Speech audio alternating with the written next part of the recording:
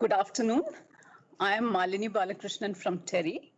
Welcome to the 2021 edition of TERI's annual flagship event, the World Sustainable Development Summit.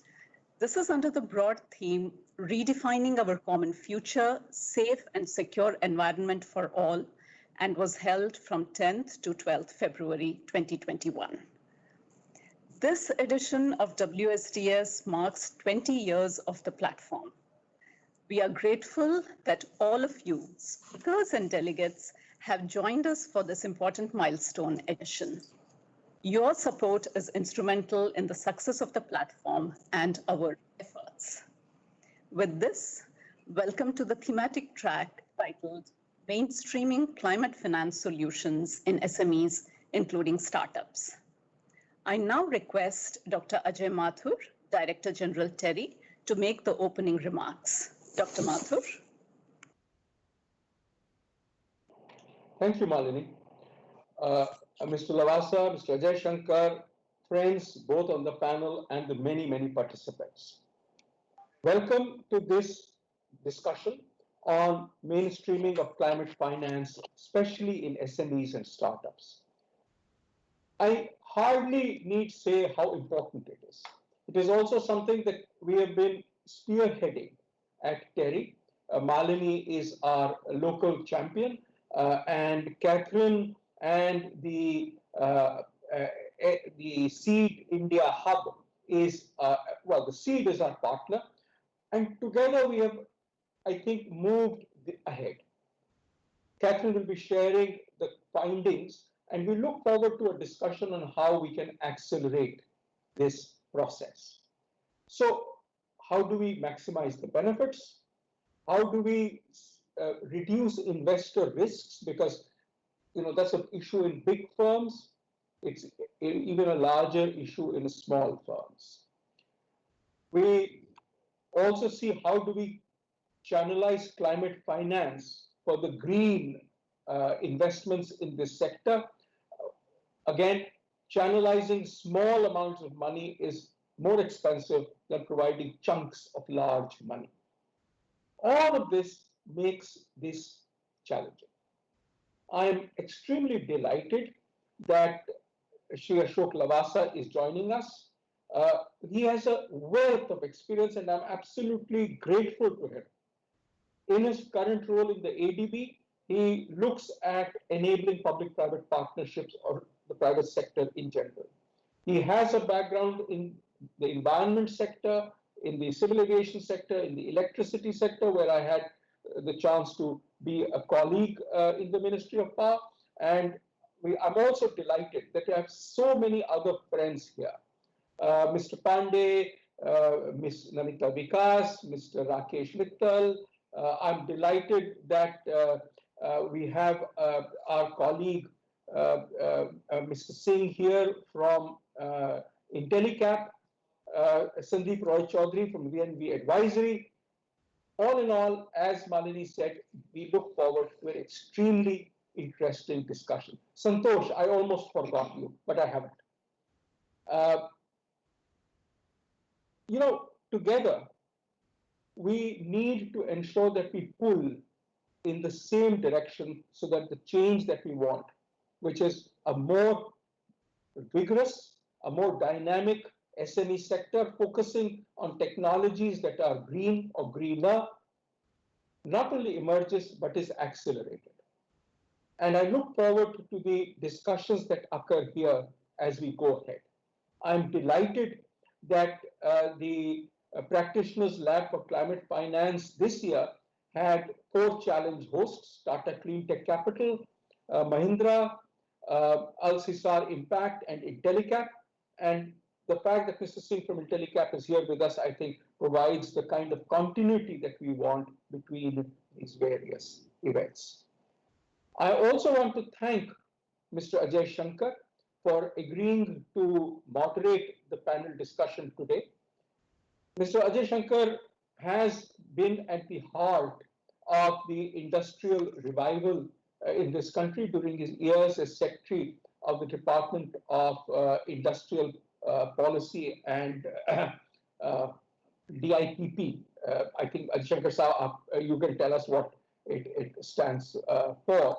But without further ado, let me now hand this over to Mr. Lavasa, and we look forward to you sharing your thoughts with us. Thank you, Ajay. Uh, Mr. Ajay Shankar, the chairperson of the panel, distinguished guests, participants, and friends.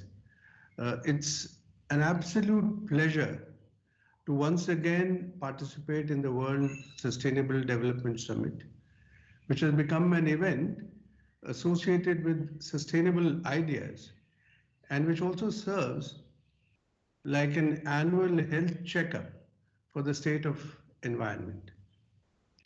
And while it is distressing to be told that all is not right with the world, it is at events like these that one is reminded that all is not lost and that solutions to remedy past wrongs are available, but only if we will. Therefore, I truly appreciate the invitation extended to me to join an exercise that seeks solutions. I would like to believe that all of us here are part of the solution, even if we might have been part of the problem in the past. I am particularly glad that I have been provided time to speak on a subject that is close to my heart. As Secretary Environment, Forests and Climate Change, Government of India, I had the opportunity to lead the official Indian delegation in the climate change negotiations for Paris Agreement and to contribute to finalizing India's nationally determined contributions, which included a major role for the private sector. In many ways, my current role as Vice President for Private Sector and Public-Private Partnership Operations of ADB allows me to take India's NDCs and that of other Asian developing countries to their next stage of implementation. Resilience is at the center of the Asian Development Bank's Strategy 2030, which has identified tackling climate change, building climate and disaster resilience, and environment sustainability as one of its 7 operational priorities and has set ambitious climate targets to help achieve its climate objectives. The targets include 75% of the number of ADB's operations, including private sector operations, will be supporting climate change mitigation and adaptation by 2030. And climate finance from ADB's own resources will reach 80 billion US dollars cumulatively from 2019 to 2030. The Strategy 2030 recognizes the importance of adopting a holistic approach for building resilience, which includes supporting countries, businesses, and communities to strengthen physical, ecological, social and institutional, and financial resilience. Mainstreaming climate risk management and associated climate finance in the private sector is critical for achieving ADB's climate change targets and operationalizing its resilience approach. Recognizing that small and medium enterprises play a critical role in our economies and are also often very vulnerable to the impacts of climate shocks and stresses, building their resilience becomes paramount. Disasters in the region, such as the floods of 2011 in Thailand, the typhoon of 2013 called Yolanda in the Philippines, have highlighted the devastating impacts faced by the SMEs. Climate change is a major concern for SMEs. As per the Zurich Insurance Group's 4th annual Global SME Survey conducted a year after the Paris Agreement, almost 4/5 of SMEs surveyed expected risks associated with climate change to have a significant impact on their business. The survey also revealed that downpours and heavy rains, droughts and severe heat were the natural events believed to have the most potential to hurt business. The risks to business due to climate change identified were material damage, business interruptions, including supply chain interruptions, potentially higher costs for energy and water, and the impact of climate extremes on employees' health. Over a third of SMEs in Asia Pacific reported droughts and heat as likely to have the biggest potential impact on their businesses and were most worried about the impact climate change could have on business continuity, the fear of business interruptions. A technical assistance project undertaken by the ADB in Indonesia, Philippines, Thailand, and Vietnam on strengthening SME resilience has identified the need to support SMEs in assessing risk on their assets and supply chain due to increasing climate risk, in undertaking actions to reduce the risk through structural and non-structural measures, and in managing the residual risk by strengthening business continuity planning and adopting financial risk management solutions. Equally important is to support governments in strengthening the wider enabling environment that could support SMEs in building resilience through the provision of climate risk data, incentives for investing in resilience, and wider capacity building. Along with addressing risk, action in climate resilience can also provide new business opportunities such as resilient building materials, green infrastructure, and agri-businesses for new crops. Climate finance can play a catalytic role in supporting SMEs manage climate risk and exploring opportunities for building resilience. ADB is increasingly deploying its climate finance to support SMEs in building resilience to extreme weather events. Let me give you a few examples. Under ADB's Asia Pacific Climate Finance Fund, supported by Government of Germany, ADB is working with the Vulnerable 20 group of Ministers of Finance to develop climate risk insurance solutions that address the financial protection needs of SMEs in the context of climate change. The fund is also supporting Adb Ventures to support startup businesses with grant funding to develop and pilot innovative technology-enabled financial risk management solutions that address climate risks. The worldwide focus on impact technologies to combat climate change has never been stronger. There is a vibrant ecosystem of sustainability-oriented startups working to find innovative solutions in clean energy, energy efficiency, emissions reductions through the adoption of electric vehicles, and better waste recycling, among others, to mitigate the impact of climate change. Without continuous support to the startup ecosystem, the innovation that is required to develop and advance impact technologies will not be sustainable, and the global effort towards tackling climate change will be discounted. In 2020, ADB launched Adb Ventures that invests in technology startups, contributing to reduce CO2 emissions and strengthen climate and disaster resilience.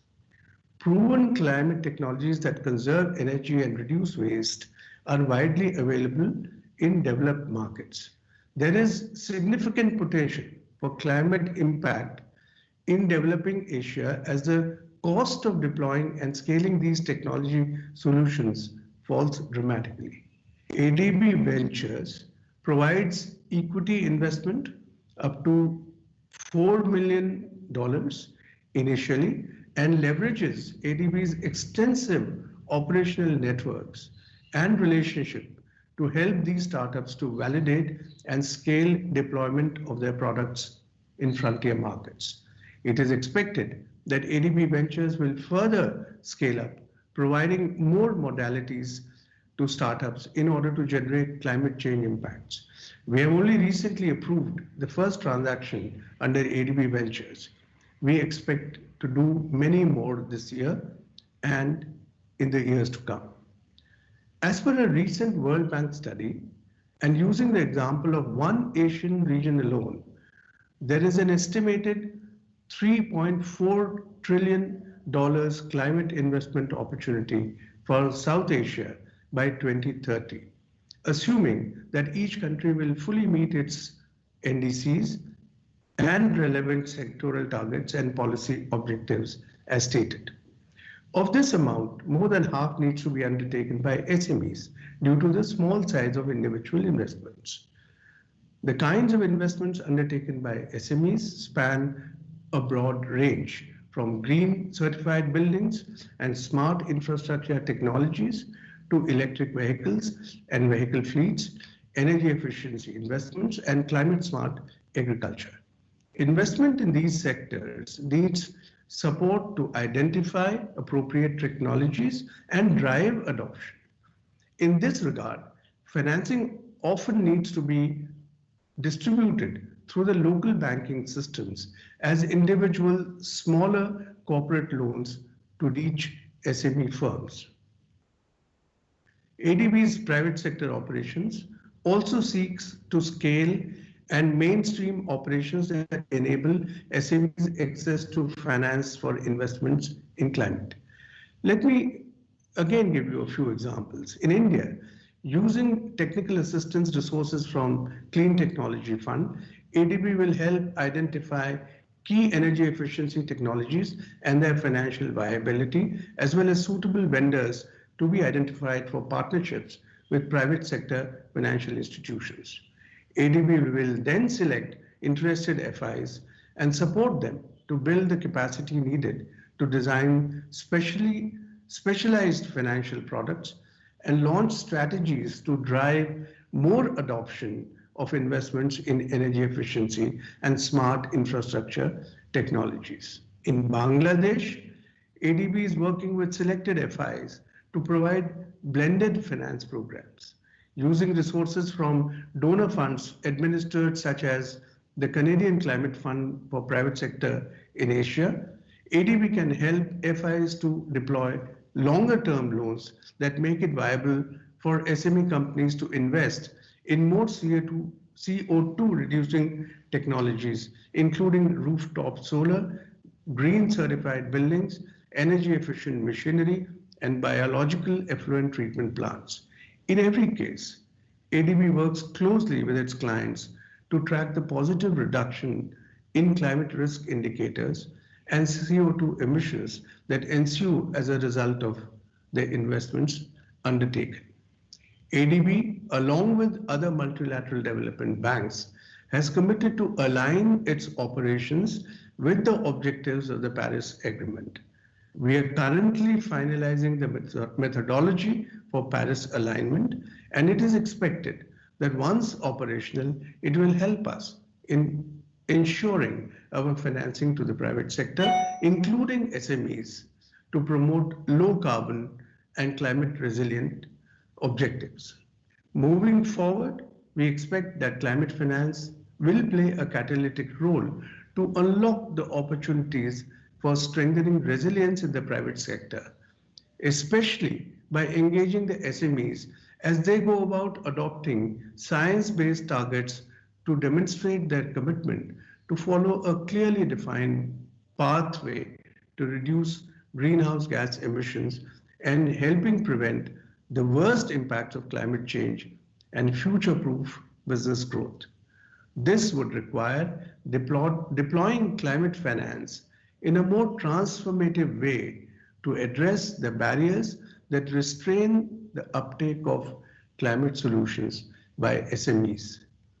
At ADB, we look forward to working with other development partners and financial institutions, including the global climate funds, to take forward this important agenda.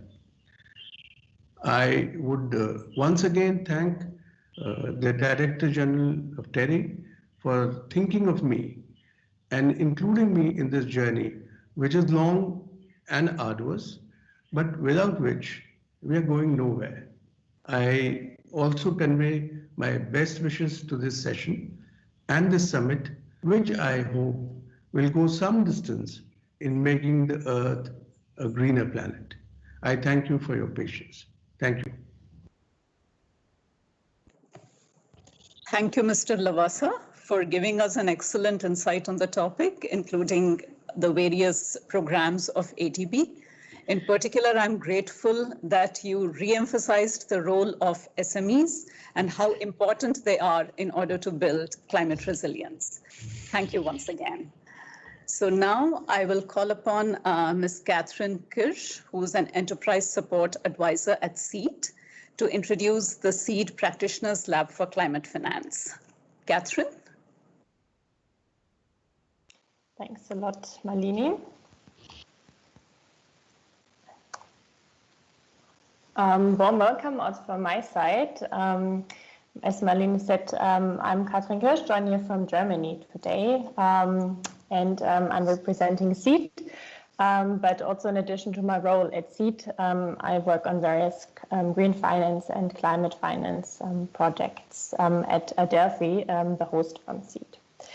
At SEED, we're supporting eco-inclusive and climate-smart enterprises through direct enterprise support and through ecosystem building activities, where the SEED Practitioner Lab's climate finance is part of. Before we jump in, I would like to take the opportunity to thank TERI again for hosting us with this thematic track here today, as this also marks a bit of a special occasion here, as it's been 1 year now that in the past year at the World Sustainable Development Summit, our SEED India Hub, which is hosted by TERI, was inaugurated. So we look back at 1 year full of joint activities already. I brought a couple of slides and a couple of snapshots that I would like to share with you today from our work at SEED. And as Mr. Lavasa has already pointed out, there are two sides of climate impact for the enterprises and for the SMEs. They're on the one side faced by climate risk, but they're also part of the solution by providing solutions themselves. And here I would like to share an example of an enterprise called Daily Dump. I'm sure quite a few of you know them as well.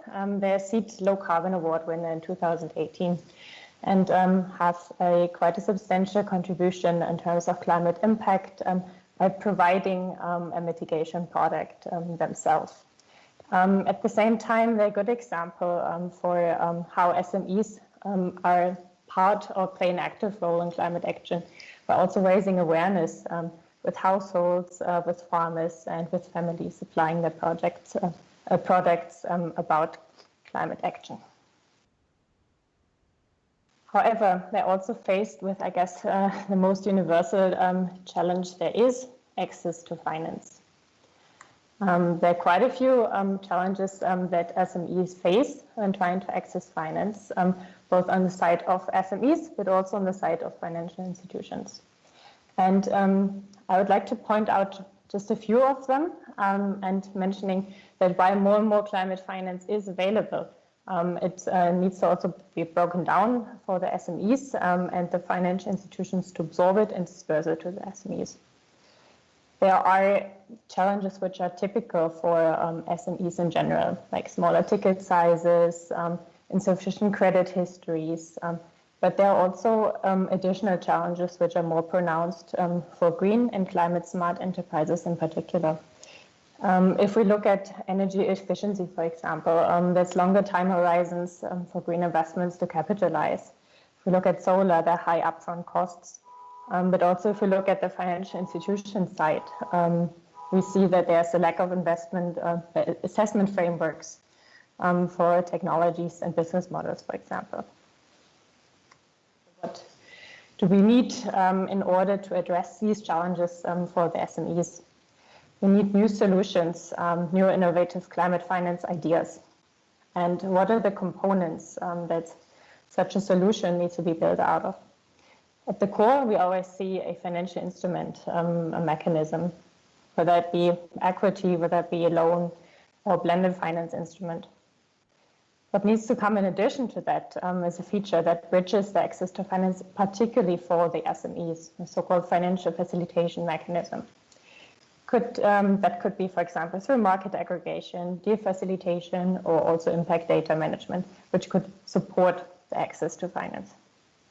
But last but not least, what needs to be around this whole mechanism is an ecosystem of implementing partners and finances that are supporting both the development but also the rollout of these instruments. Our role at SEED is that we would like to contribute that more of these solutions are developed and rolled out. That's why we regularly offer the SEED Practitioner Labs Climate Finance. That's a co-creation approach where we bring together financial institutions and SME ecosystem players to together develop new solutions for climate finance for SMEs. In the past years, 26 solutions have already been developed in 6 countries across Africa and Asia in the past 3 years. As it has been mentioned a couple of times, we implemented this jointly with TERI and our SEED India hub in the past year in India. And we had 4 challenge hosts, which jointly with around 10 to 15 practitioners per group co-created 4 new solutions. And it's also a pleasure to have Santosh here from Intellicip, who was one challenge host. And I believe, Santosh, you can also share a bit more later about your solution. It's an online solution to facilitate access to climate finance for SMEs. We also had Aziz Impact as a challenge host, who worked on a blended finance instrument for climate resilient agriculture with a specific focus on agri-tech SMEs. Our 3rd challenge host was Tata Cleantech, and they, together with a group, worked on credit assessment for solar SMEs in particular.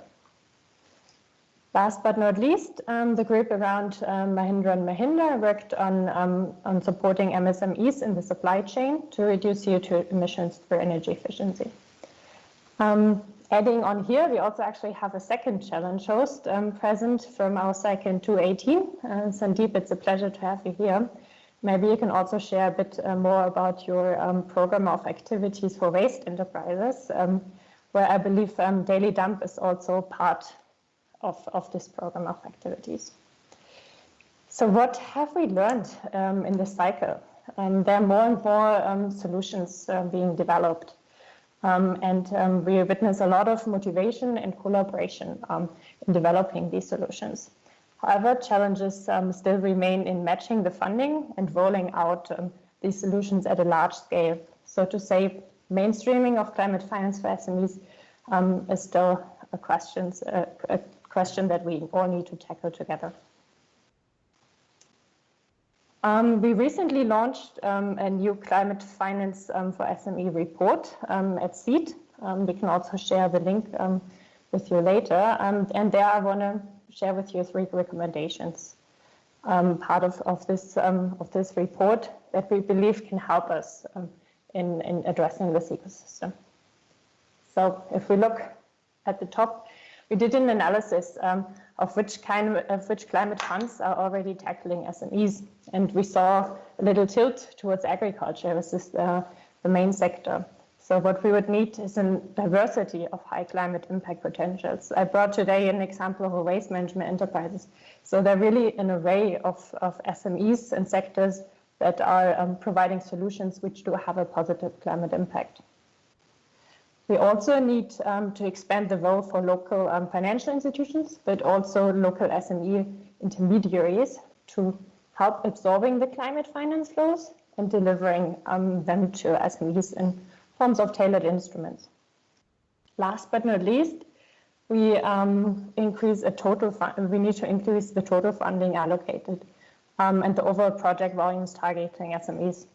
In our analysis of climate funds, we've seen that currently only 3% of the climate funds are targeting SMEs as direct beneficiaries. So we all need to work together to scale that in order to deliver more of this finance to the SMEs to allow them to grow and scale. And here I would like to conclude with a question to all of us to keep in mind before we dive into the panel discussion.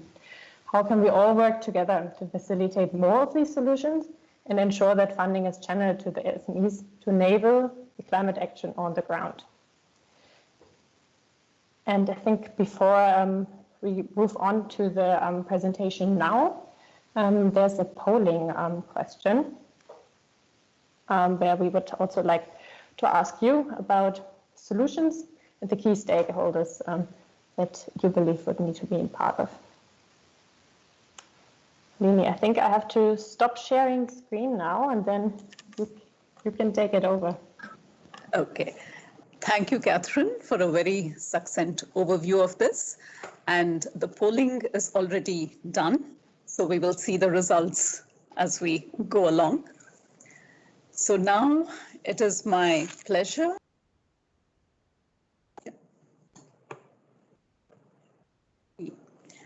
So it is now my pleasure to introduce Mr. Ajay Shankar, Distinguished Fellow at TERI, who will now chair the panel discussion on the way forward to mainstream climate finance solutions. So we have 6 distinguished panelists in this. So, the first one is Mr. Rainer Axter, who's the Director of Operations at SEED and Executive Board Member at Adelphi, joining us from Germany. So Rainer, if you could just wave so we know you are there. Mr. Santosh Singh, Director Intellicap, welcome. Ms. Namita Vikas, who's the founder and managing partner of Actus ESG LLP. Welcome, Namita. Mr. Shankar A. Pandey, who's the Director, Bankers Institute of Rural Development. Welcome. Mr. R.K. Mittal, who's CGM Sustainability at GAIL. And Mr. Sandeep Roy Chowdhury, who's the co-founder of VNV Advisory. So, Mr. Shankar, the floor is yours now. Thank you for giving me the privilege of moderating this session. And I must also express my personal appreciation for the WSDS choosing this as a topic for discussion today. In fact, listening to Mr. Lavasa and the presentations, I felt that the timing of this is just right because India in some ways is at an inflection point. There is a very serious effort by government and everybody else that as we move towards economic revival from the COVID downturn, we give greater emphasis and hope to succeed in manufacturing, industry, and MSMEs. So potentially we have the late movers advantage. So if we are entering a phase of very high growth in the MSME sector, then this is the right juncture for initiatives of this kind and for efforts of this kind so that the Indian industrial sector and the MSME sector moves to the global frontier in terms of being green. Because this century is really about being green, about being sustainable, and that's the key to survival and prosperity for the whole of mankind. So if India could leapfrog right now and get onto the global frontier in the entire MSME space, it would be a great achievement for India, and I think we should have that aspiration and ambition. And the key building block for all that is climate finance. And I think some of the results that we have seen in the initiatives in the last few years seem very encouraging and very promising. And as Mr. Lavasa pointed out, there is a bit of a challenge in bridging the gap between the small borrower or customer in the MSME cluster or an MSME and the large institutions which are comfortable in handling large portfolios. So the filling in that gap of intermediation is, I think, the foremost challenge if we are to succeed in mainstreaming climate finance and transforming the MSME sector. So without taking more of your time right now, I would request our panelists to begin making their contributions. My request to you would be, do keep an eye on the clock or the watch or the time on your phone or computer. 7-8 minutes would be ideal because that will leave some time for questions at the end. So without much ado, may I request Mr. Exter for his comments, his opening remarks. Thank you very much, Mr. Shankar. Thank you very much, Chairman. Thank you very much to TERI for inviting us to speak here. I hope you can hear me well. Calling here or coming in here from Germany, where climate change seems... Hear you well, see you well. You could well be in the TERI building. Ah, okay, perfect. Good to know. Good to know. I think I would prefer to be in the TERI building because I'm pretty sure there's maybe at least a little bit of sun and plus 15 degrees. Here it's minus 15 when I drove in this morning. It's very cold in Germany at the moment. Everything is icy and freezing. I think I want to focus my input on the topic of the climate finance element there. And I would like to start with that the world has changed last year. We have now climate finance, I think, a great opportunity there, and it's also on the forefront. And it has changed because of this pandemic, which is keeping us all busy. Governments have committed and will commit trillions, I guess, globally, and they already did so, and they're going to have more money going towards a green recovery. And this is the opportunity. I think I would even say this is the opportunity of our lifetime, I guess, in changing something and using that. We have been talking for a long time in this climate finance arena, and I started with climate finance. It wasn't called that back then, 15 years ago. Also working with SIDBI in India on energy efficiency. That's climate finance now, I guess, from the topic. And what has changed is that this is all now in the center. And we've been talking about finding the trillions and unlocking the trillions. Now the trillions have been unlocked. And I sometimes say, now we have to tame the trillions to make them worthwhile and to give them to the right places. And that's going to be a big challenge. We also noticed with quite a few of the distinguished guests here on the panel, we have also worked in the past. 2 years ago, we did a training program with BIRD, with NABARD, also finding out instruments and identifying instruments for climate finance, and especially for climate finance with SMEs, because SMEs play a great role and will need to play a great role in green recovery, but they also play a great role in terms of having an impact on climate change, of taking up services for climate change, of using them, of using the products, of delivering these products to the wider beneficiary groups, of making innovations in this area. And what has changed now as well is how many SMEs can be financed through climate finance instruments and need to be financed through climate finance instruments. We used to talk about, in India was always at least hundreds or thousands. I think in India in the future, we have to talk about hundreds of thousands. We have to talk about millions of enterprises receiving this finance. And for that, we need to think about systems. And this is for the people on this topic for years now, a completely new challenge. Everybody was telling each other good stories, how these dozen enterprises, how these 50 enterprises, it worked well. Now, nobody cares about 50 anymore. Now we have to talk about 5,000. And if it doesn't work for 5,000, it's just not good enough anymore. It's still going to work, but that's something where we are in a new system. And it also makes us, I think it makes the whole topic attractive to the financial institutions, because 5,000 enterprises, that's something you get the NABARD board of directors excited with, I'm pretty sure. With 50 enterprises, yeah, maybe not so much. Yeah. And we have to think about ways and system, how to deliver climate finance to SMEs, but to do it in very close proximity to business and financial instruments which banks have been using already for SME finance. And Katrin before just pointed out some of the challenges which have been there for decades now in SME finance. And I think especially in the Indian context, all of you are very familiar what have been the challenges in financing SMEs. Now we have a certain leverage. We have some additional funding which can go into the system and deliver SME financing for adaptation, for mitigation impacts at scale.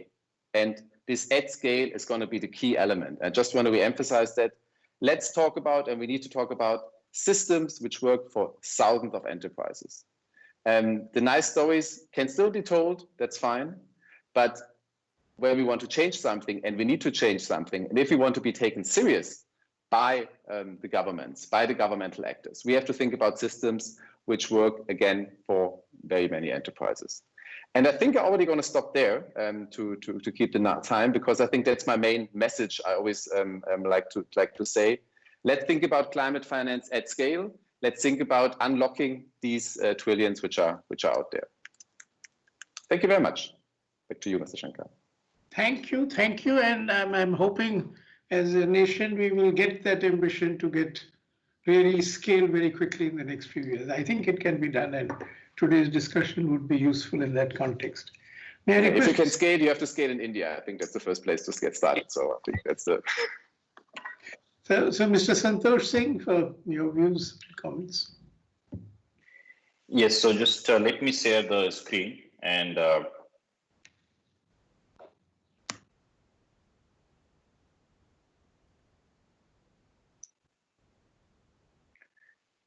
before I start, let me thank TERI and SEED for providing us an opportunity. And this has been a pleasure to be part of this summit. And I think I had many points to speak, but a lot of points were very well articulated and covered by my previous speakers. So I'm going to build on that. And as Catherine pointed out, and as Mr. Lavasa pointed out, and Mr. Mathur pointed out, that providing finance, especially climate finance, to small and medium enterprises who require very small is one of the very critical challenges we need to overcome if we have to reach the scale. So when we started thinking of solving this problem, the idea was why we are going to create another online platform, because personally, in my previous experiences, I have seen many platforms like this who have been there, and they were not able to kind of achieve the goal that they had, were looking to achieve. So we started looking at why we are building another platform, but a couple of things were same. The sector was still the same. Most of the MSMEs were unaware of climate finance. I am part of our SCAR group, which provides capital to many of the MSMEs, and whenever we interact with them, they often come that, okay, it's very, very cumbersome process. I don't know where I would get it or not. I don't know what are the eligibility conditions.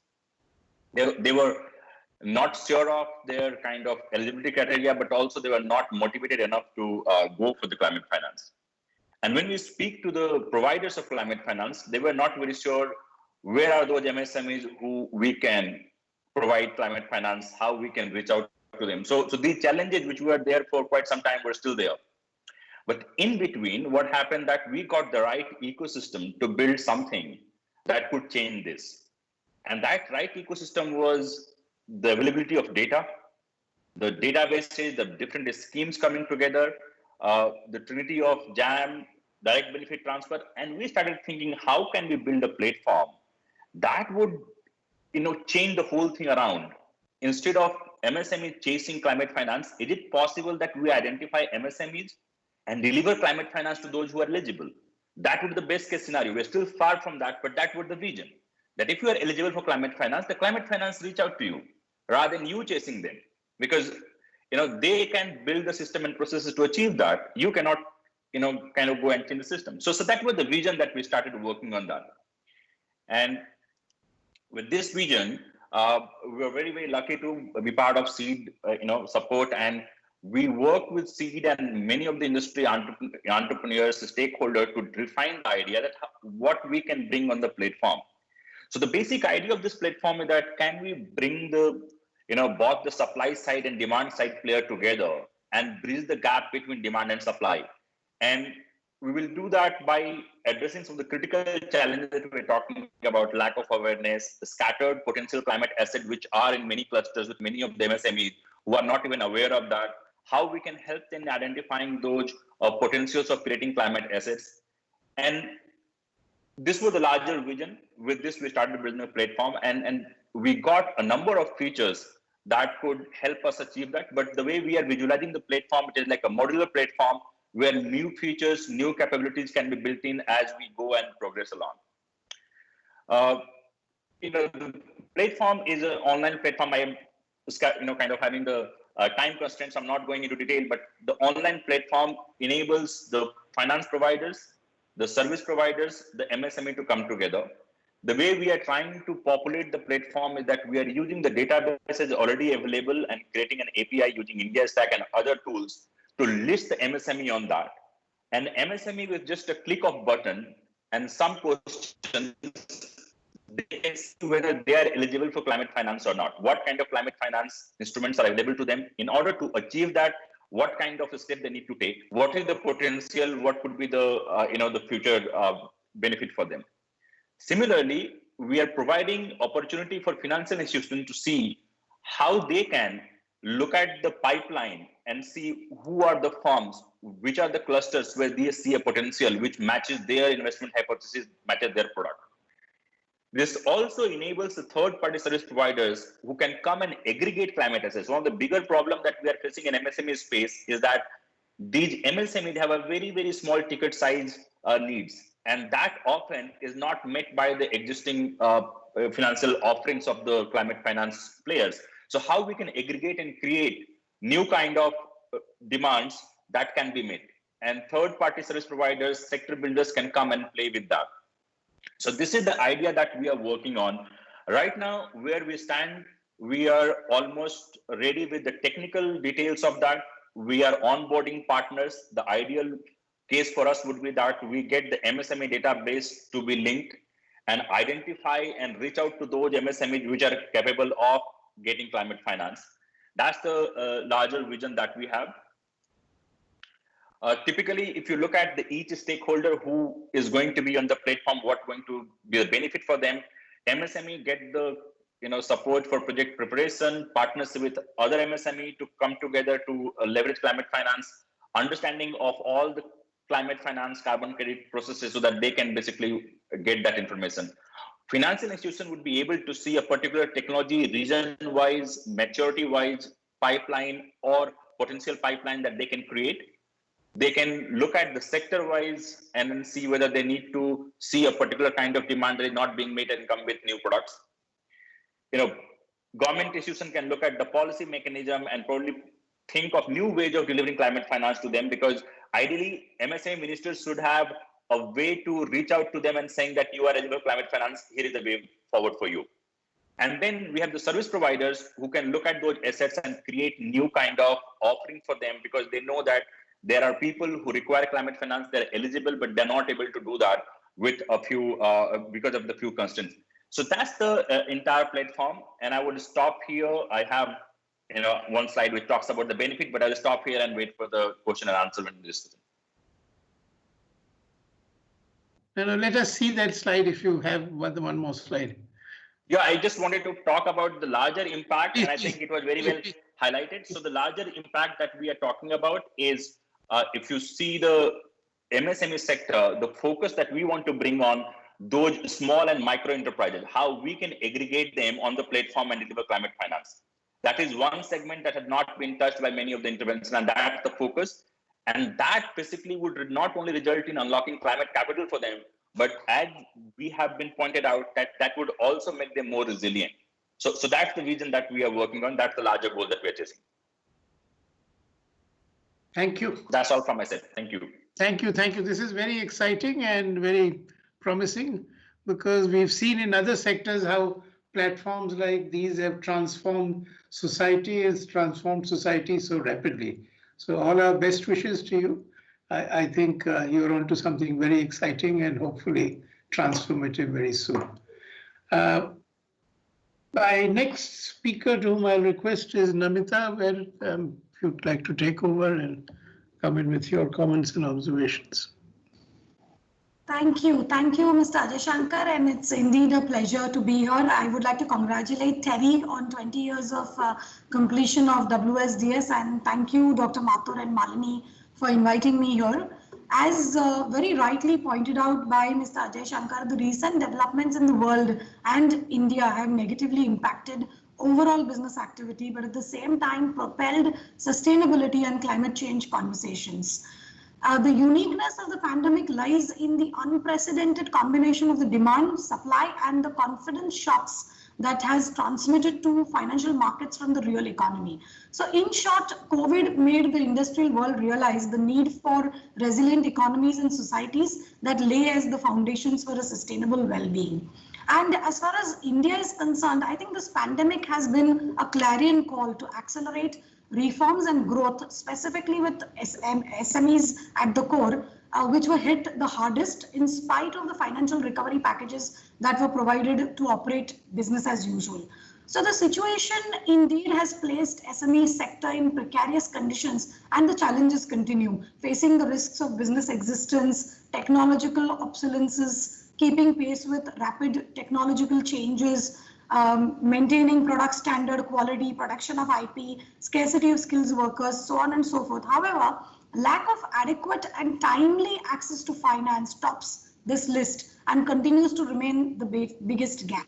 So financing needs of the sector also depends on the operations, industry, customer segments, and the stage of development. So this is where climate finance solutions segment really comes into play. And given the nascency of the sector itself, lack of understanding of sectoral risks by financiers, policy uncertainties, weak or budding balance sheets of those who are providing these solutions, potential projection execution delays, size and tenure of projects, these serve as the biggest hurdles to accessing mainstream finance. So, predominantly banks have been the source of debt finance for SMEs, and they have a mandate by the RBI to lend through the priority sector lending. Yet, it is very difficult for banks to meet those targets. So in the past or pre-COVID, financial institutions were seen to have limited their exposure to SMEs because of many challenges that Catherine and other colleagues pointed out: small ticket sizes of loans, higher cost of servicing, transaction costs, inability to verify the credit worthiness of the applicants. And all this added with complicated procedures and entrepreneurs' lack of financial knowledge of applicable schemes. So access to finance for these SMEs, and more so the ones who are providing climate solutions, were with venture capitalists, NBFCs, angel investors. However, the viability gap funding remained, therefore the ability to scale continued. Last year, through COVID, we've seen there has been an upsurge in MSME lending. All the guarantee schemes provided by the government saw almost about 1,65,000 crores of disbursements to SME borrowers. And these were naturally to the 26 stress sectors. So in short, we could say that these sectors were SMEs, so there is an impact on, they have contributed towards this finance really contributed in some way towards climate finance or SDGs, as there were waivers to MSME sector or to the economically weaker sections, right?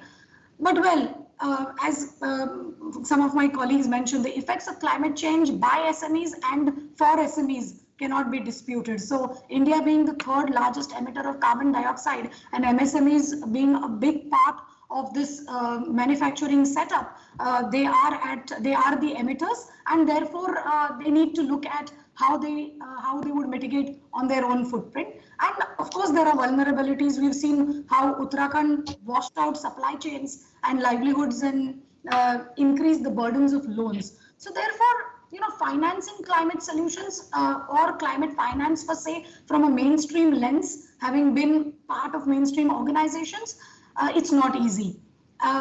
But it is just as critical to meet India's NDCs and help the economy to adapt to the adverse effects of climate change.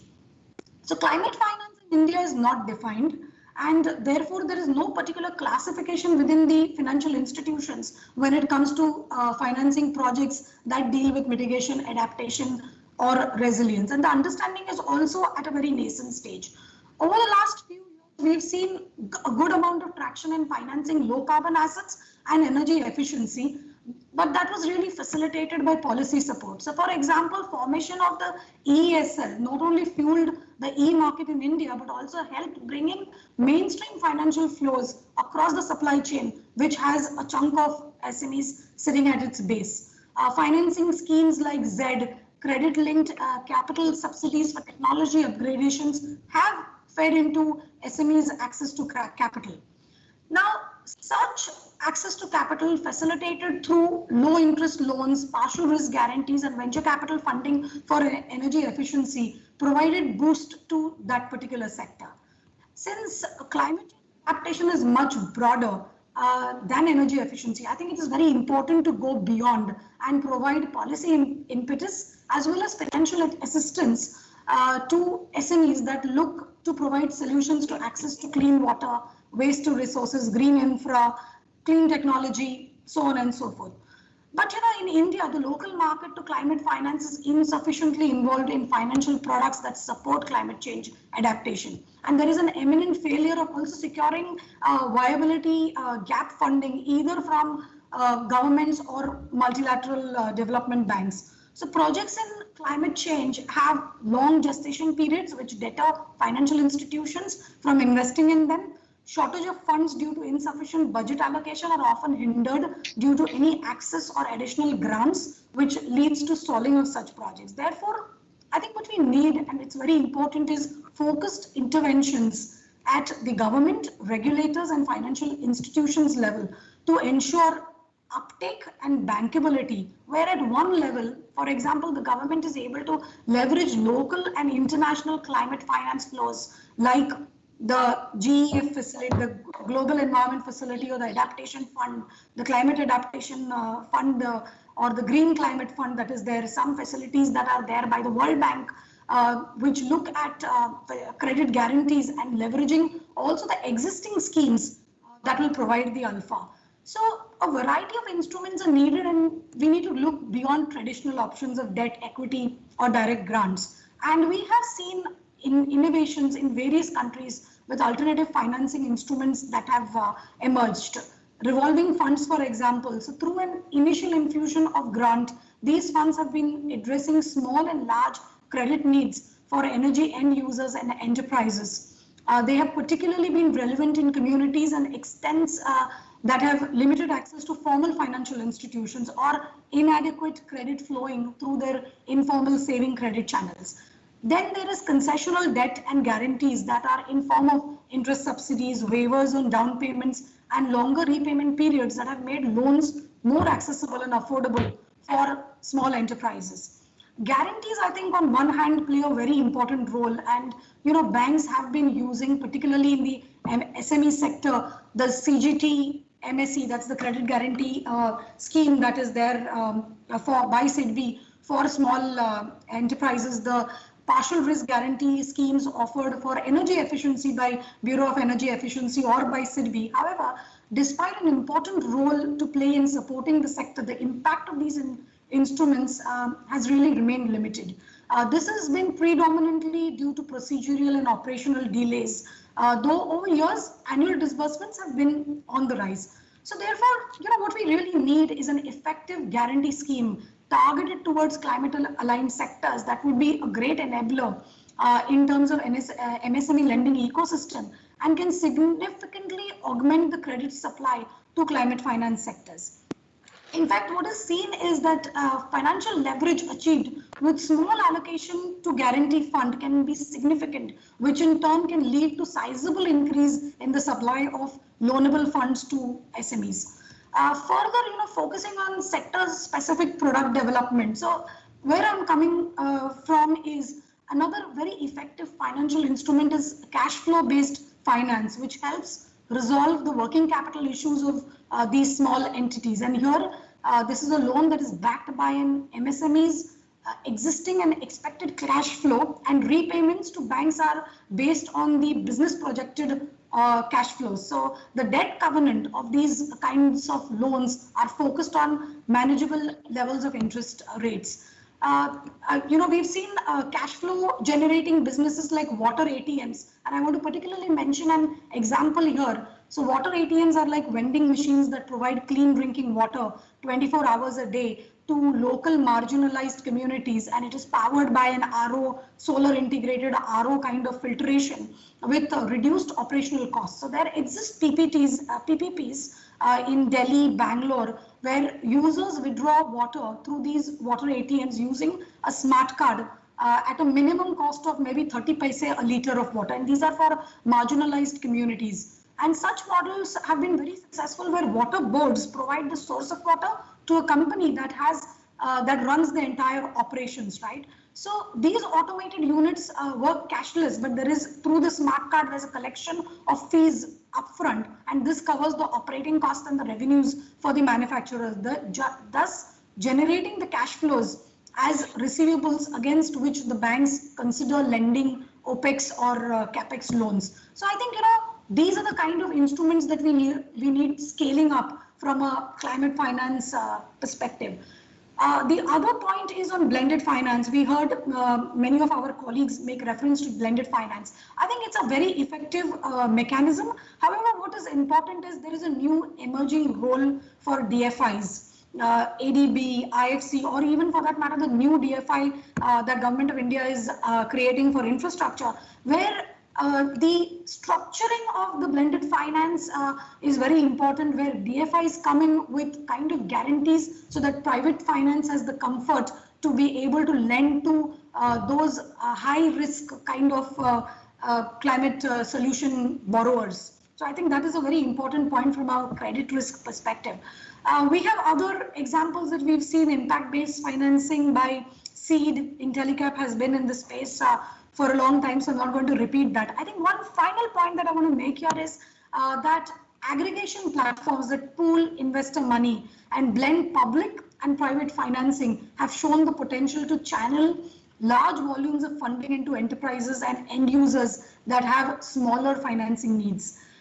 These not only reduce the risk of spreading investments across projects and portfolios, but pooling together small loans and assets from small scale projects, thus creating larger investment products that meet the needs of organizations seeking bigger investments. Financial aggregation and securitization of small sized green or climate aligned assets is becoming very relevant. So green securitization and standardization of bundling have bolstered finance towards such projects with asset-backed securities, helping access the bond market. So aggregation of SME books to be able to then access the bond market for longer term and low cost of funding in some of the markets. I think these are the kind of solutions that we need to bring in, and I agree with Rainer that the scale is the most important. How do we go to the next 500,000 solutions that are coming out?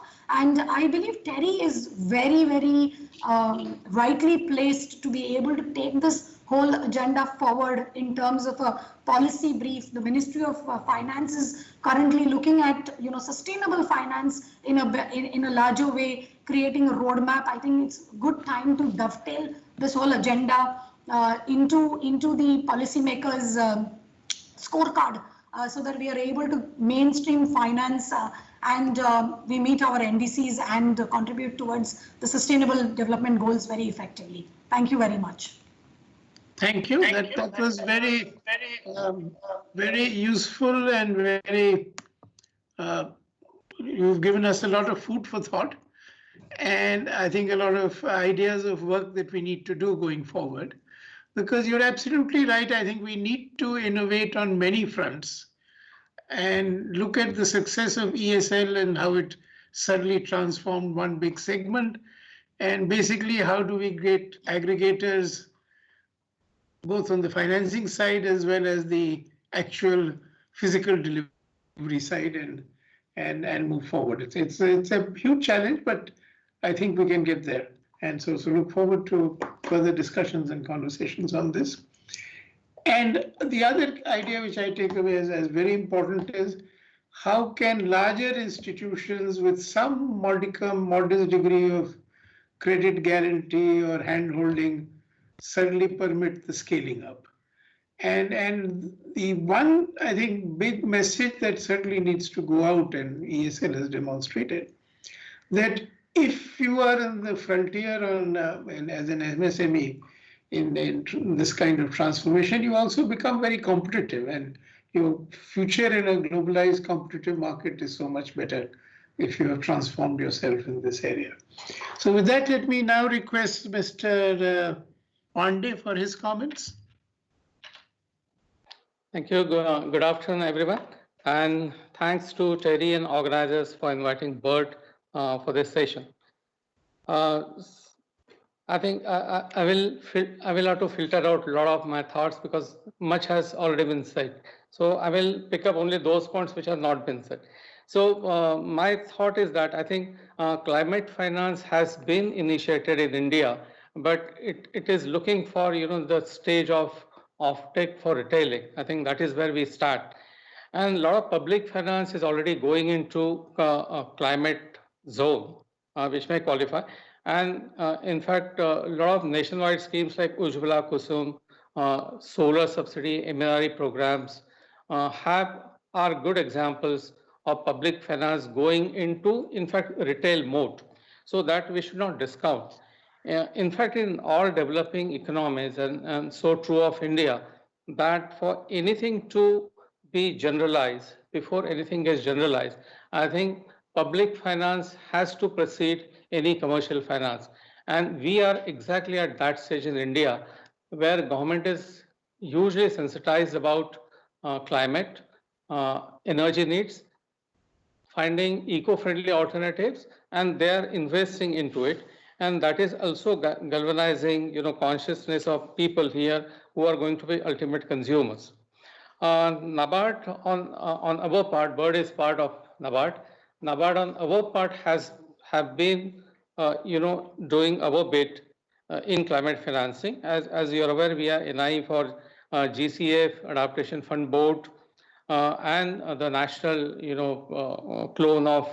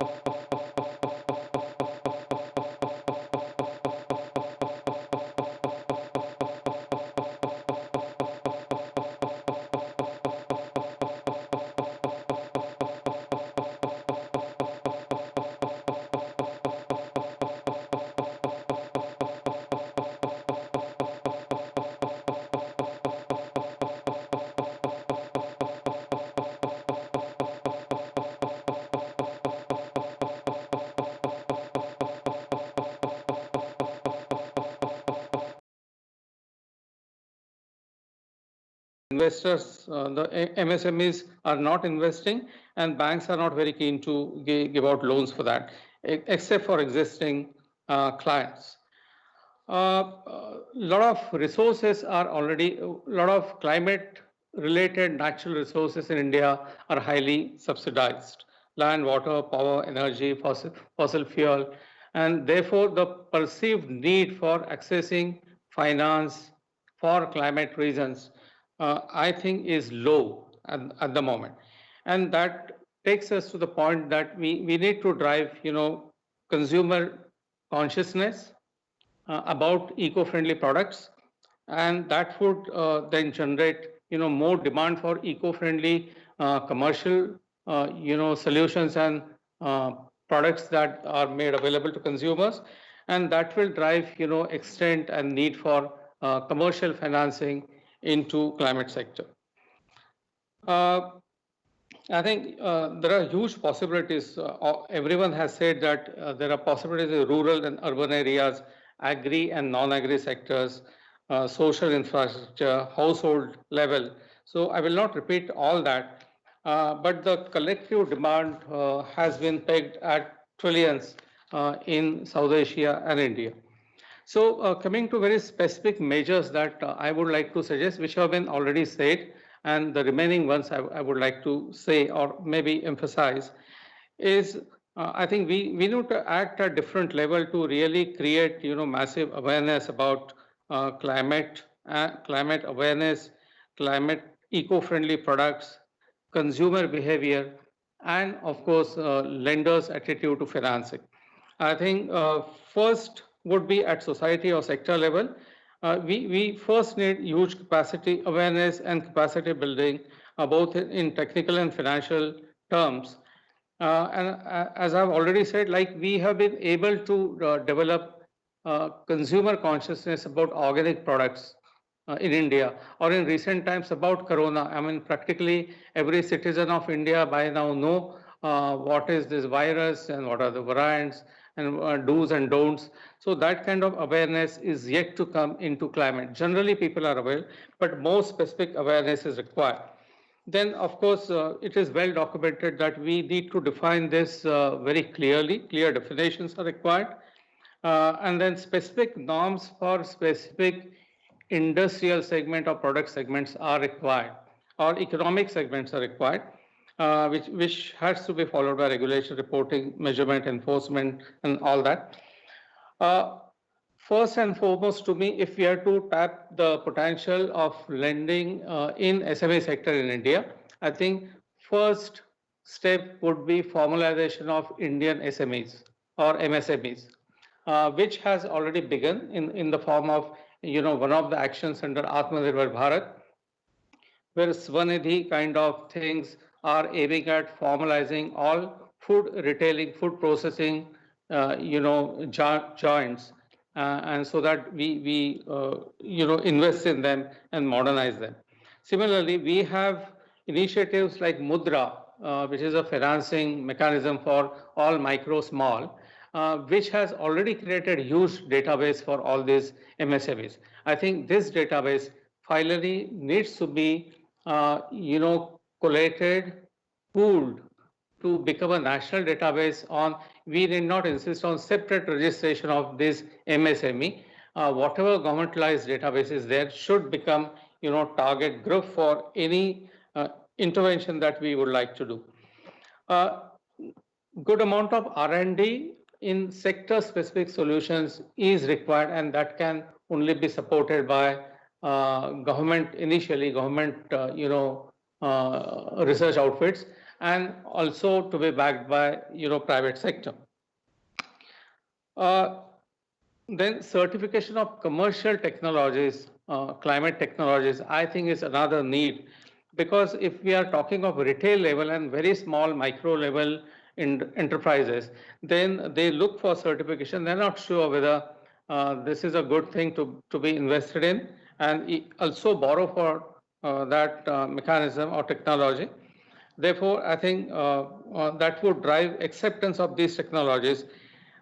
Just as we don't need to be told now that LED is a good energy saver, or whenever prices stabilize to our level of our pocket size, then we need to buy, next vehicle I buy is going to be e-vehicle.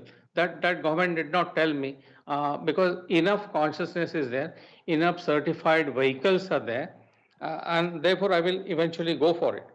So it has to be a gainful proposition for any investor buyer for this.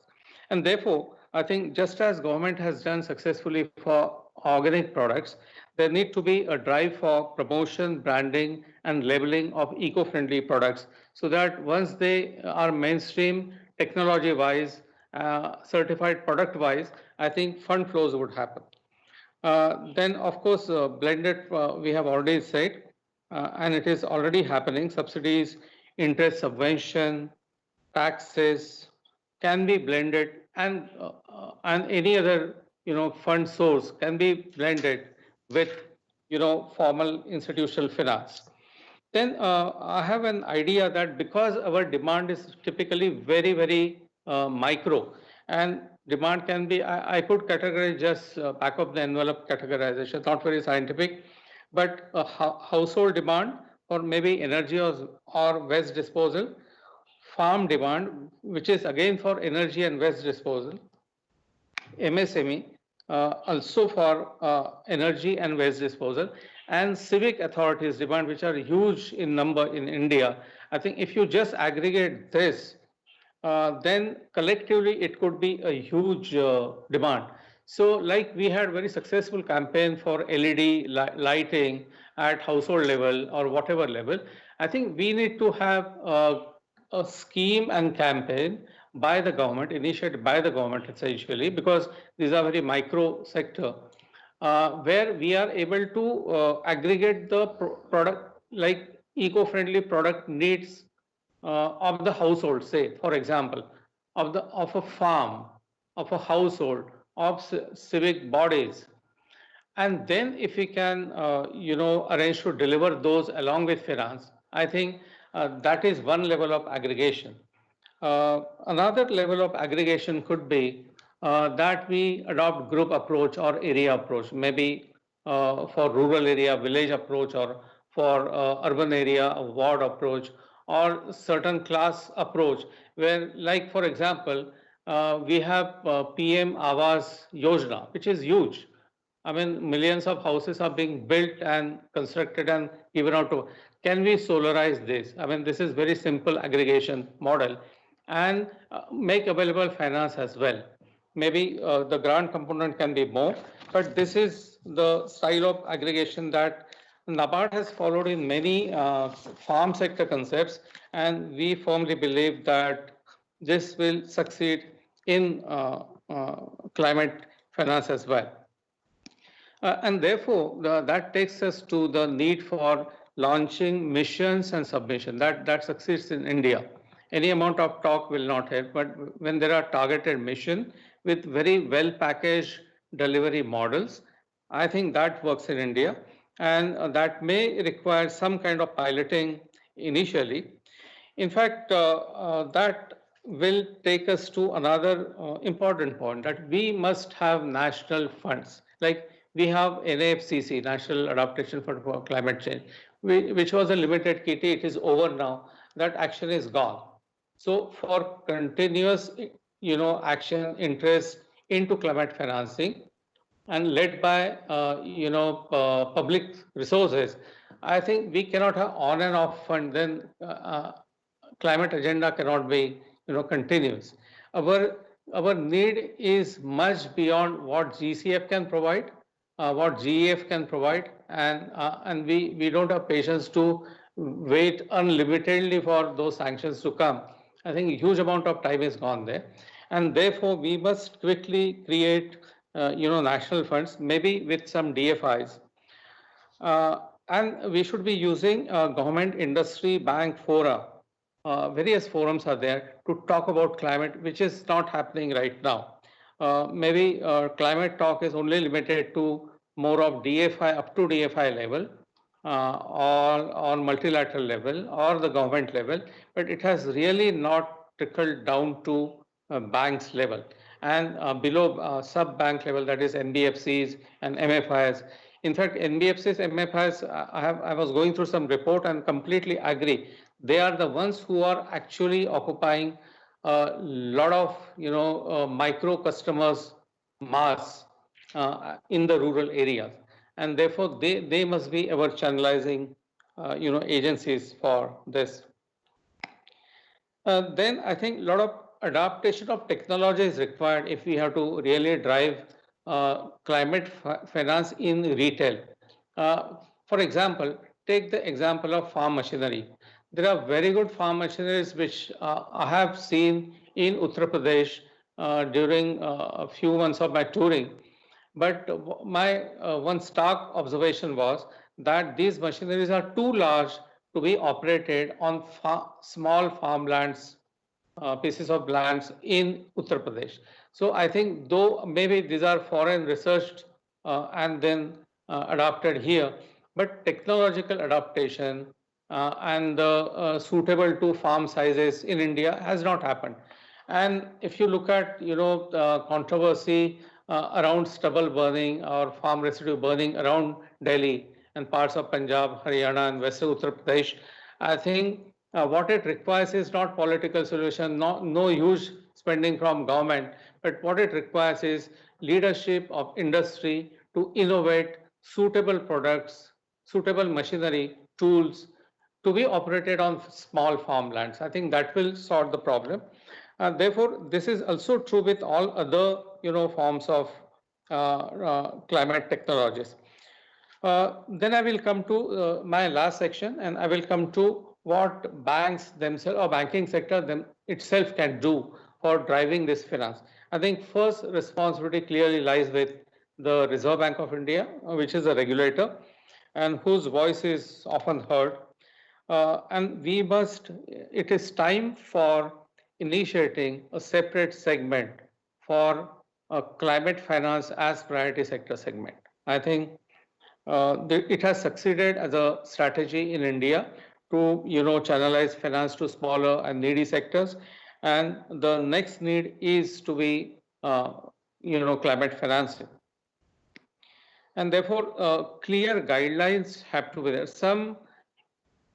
Some green shoots are there that Reserve Bank of India is aware of this and is willing to do something about this.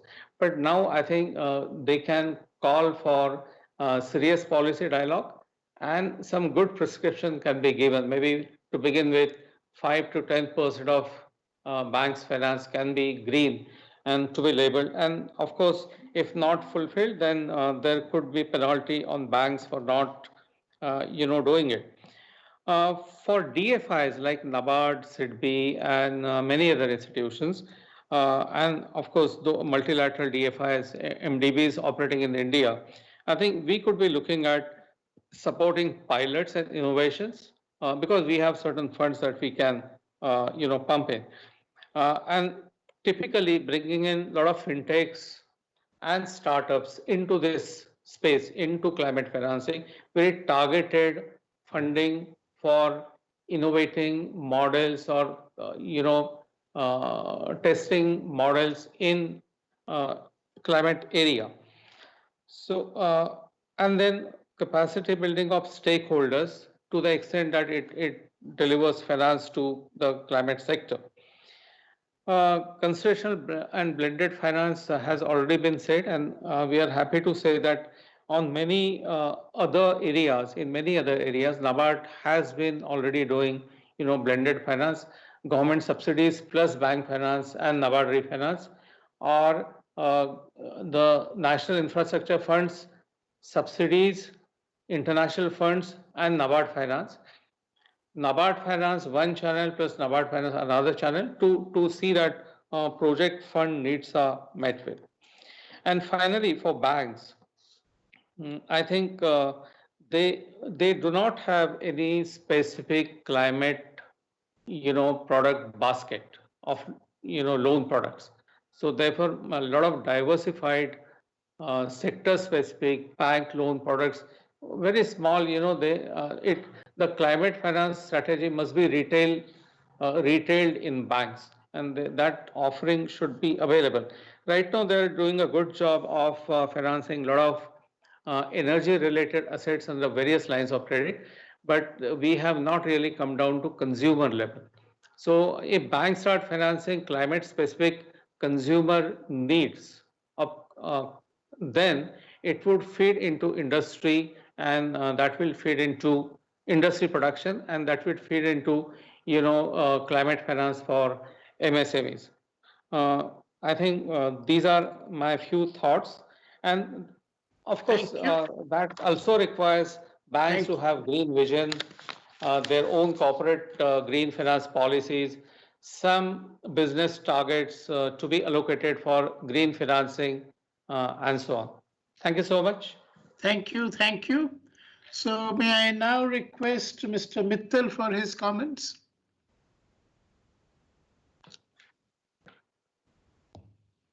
Please. Now we are not hearing you. Can you unmute yourself, please? Good afternoon. Yeah, we can hear you well now. Thank you. Yes, good afternoon, Chairperson, Honorable Ajay Shankar ji, Shri Ajay Mathur sir, Lavasa sir, Madam Catherine, Madam Malini, distinguished panelists and distinguished attendees. On behalf of GAIL and GAIL Corporate Sustainability Department, I extend my warm greetings to all of you. It's really a great opportunity to be a part of WSDS 2021. The theme of the summit, redefining our common future by safe and secure environment for all, is in fact the need of our post-pandemic COVID-19. The realization of theme is not possible without mainstreaming climate finance solution in SMEs, including startups. Mainstreaming SMEs and including a startup is just like nurturing youth in society. So it is very important addressing the challenges being faced by SMEs and startups is very important. GAIL as a business corporate is working on to support startups and SMEs.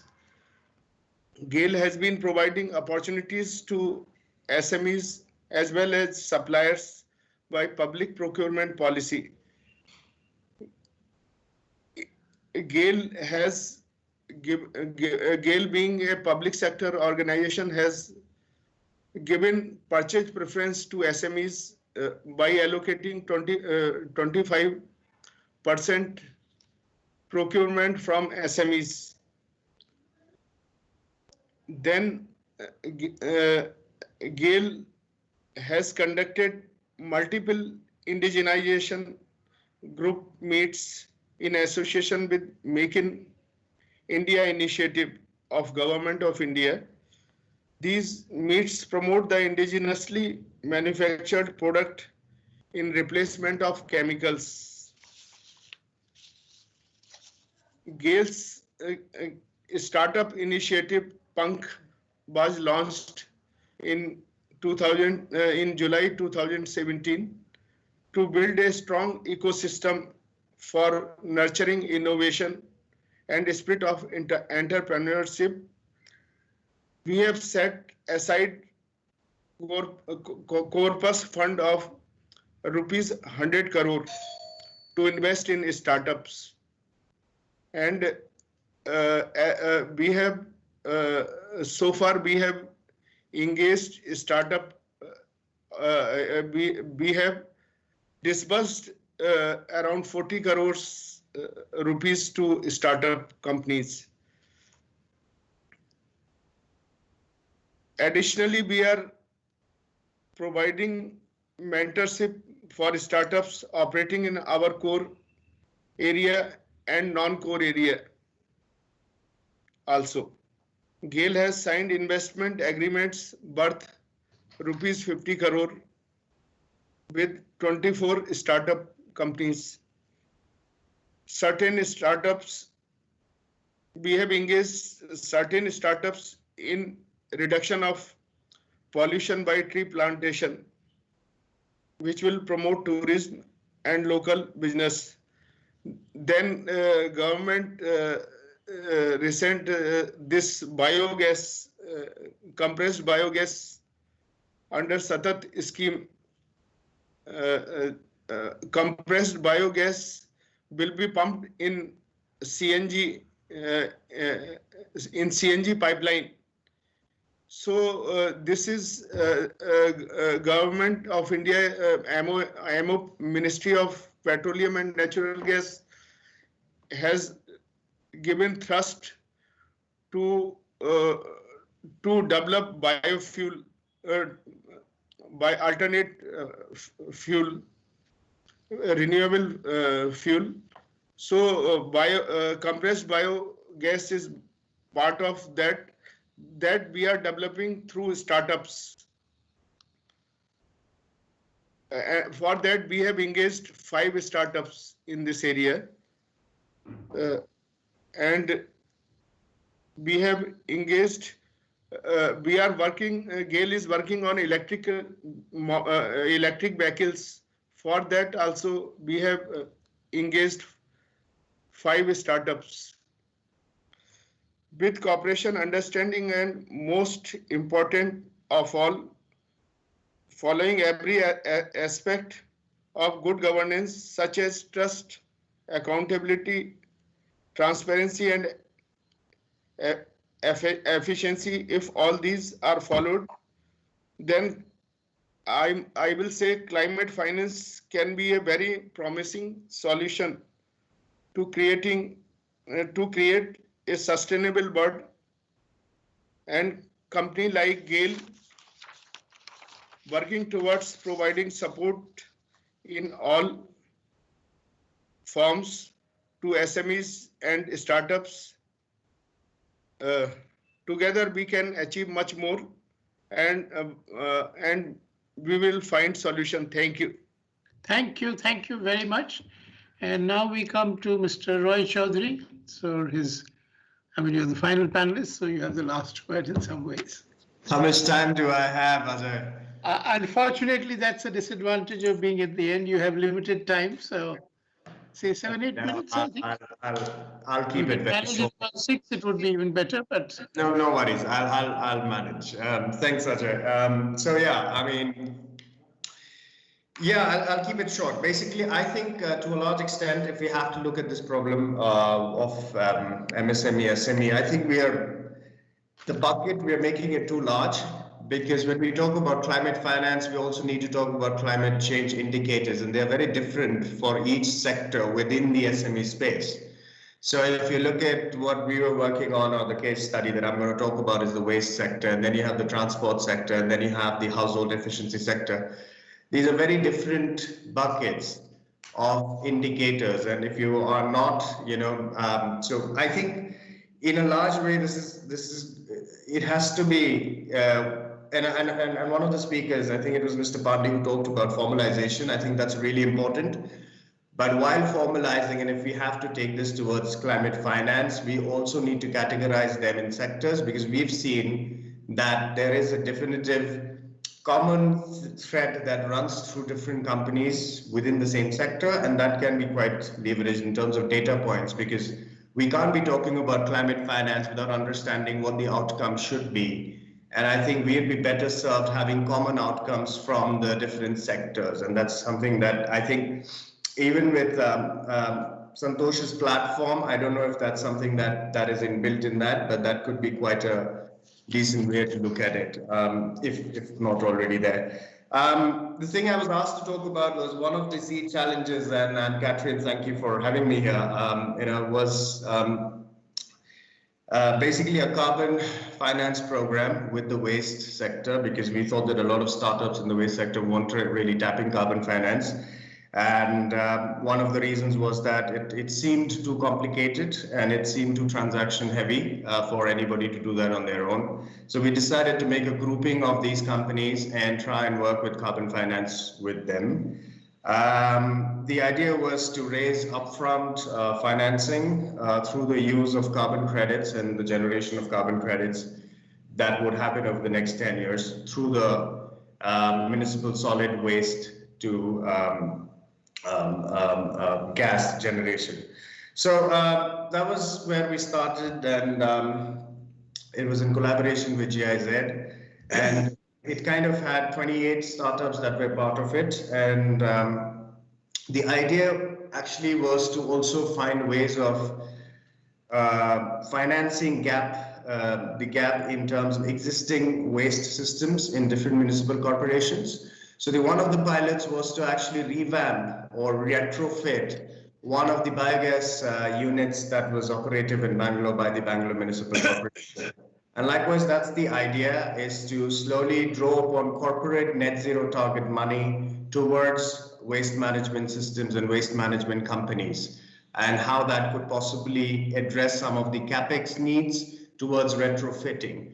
So that is where the pilot kind of developed. We've managed to raise about, as of today, about 450,000 odd euros from about three corporates in terms of understanding and within their cities, and financing some of these waste management units. So in a way, that's not really a success story, but it's at least building up towards something that could be quite concrete in future, because waste is what it is in India today, a massive problem. So yeah, I mean, that is one of the case studies that did come out of the challenge rounds. It was formulated with the idea that we need a grouping of startups, which brings me to my first point, that if there's a homogeneous technology, I think our solutioning could be a sectoral rather than this entire big space that we keep talking about. And I think even from the FI, DFI perspective, it would make sense to have indicator-based funding or outcome-based funding, as we call it. And within the outcome-based funding is where I think our pilot kind of fits in, where the outcomes are clearly mentioned. The climate part of it, there's always this ambiguity. Is this climate finance or is this just normal capex finance? And if it is an outcome based on a climate indicator is when you really realize the value of climate finance. And that's where, whether it be subsidized credit or whether it be any other financial instrument that could possibly come in, I think data is very important at the MSME level for climate finance to be attracted to it. And I think that's a very crucial point out there. We can make all the financial products in the world. They will not find their way to the MSMEs unless MSMEs have enough data, or we work with MSMEs to get data. And for that, I think homogenization of sectors is very important in this discussion. For me, that's the largest point. I mean, that's the biggest thing that I see. That's the gap. I think one of the speakers made the point that we've unlocked the trillions. I don't think we've unlocked the trillions. We're still struggling with that. If we had unlocked the trillions, I don't think we'd be sitting here 10 years. I mean, I spent a decade and a half discussing this right now. We haven't unlocked any trillions as yet. So I think we still have a long way to go. And I think getting data on the MSME space, Mr. Pandey mentioned formalization. I think that's brilliant. Formalization, sector-wise, homogeneous technologies, indicator-based funding. That's what climate finance should be and is actually. And that's how I think we would be on our way to probably unlocking the so-called trillions. Thank you, Ajay. Thank you. That was really brief and yet very thought-provoking. I think I have a few minutes to share my thoughts with you before I hand it over to Malini to wind up the session. I'm not seeing too many questions in the chat box, so if there are some, Malini will sort of draw our attention to it. Let me begin by your comments at the end, and many comments that came in much earlier, and which is that I think that there is a need for a lot of analytical work and creative thought work for addressing the very big challenge or the big potential or the big canvas or unlocking the trillions. So if we look at where we've got real breakthrough success, it's the LED story, and we thought it through. There was a whole institution created by it and that ran with it and really transformed India as a great success story globally. So I think there is some merit in identifying the verticals and the technologies beyond conventional energy efficiency, which is moving reasonably well in India. There are many players, and its financing is also moving. It could do much better. But in all the rest of what we'd call climate finance or circular economy or waste management or all those things, I think there is a lot of analytical work which needs to be done so that once that work is ready, then it's a little easy to move to the next stage. That what is the policy instruments do we need? Do we need a dedicated NBFC for that space or for a few spaces clubbed together? Because if I look back at success stories in India, the moment a sector got some dedicated NBFCs, it took off. I mean, being much older, I can say there was a time when getting a house was only possible if you were a very privileged government servant or you inherited wealth or saved enough cash. And today you can start out life by buying an apartment on credit. So we need probably to create NBFCs and probably dedicated NBFCs to a few verticals in terms of technology. The moment the analytical work is done on where the potential market size is or spaces, then again, we are well placed to also create aggregators or service providers. So like today in the market, we have people who will come and put up rooftop solars for us, and they're trying to get business. So for other things, such aggregators or service providers would emerge once the policy analysis is ready and there is some rolling out by government with the right measure of support, and then the market would take over. And once that work is done, then it's also easy to come to the other conclusion that is this good enough, commercially viable today on its own, or do we move this much down the cost curve through certain volumes and hopefully we'll come down to a commercially viable state, or it will need subsidies or grants of some kind for some time. Once there is clarity on that, then I think these building blocks for the solutions become much clearer. So if you look at LEDs, they became commercially viable on day one.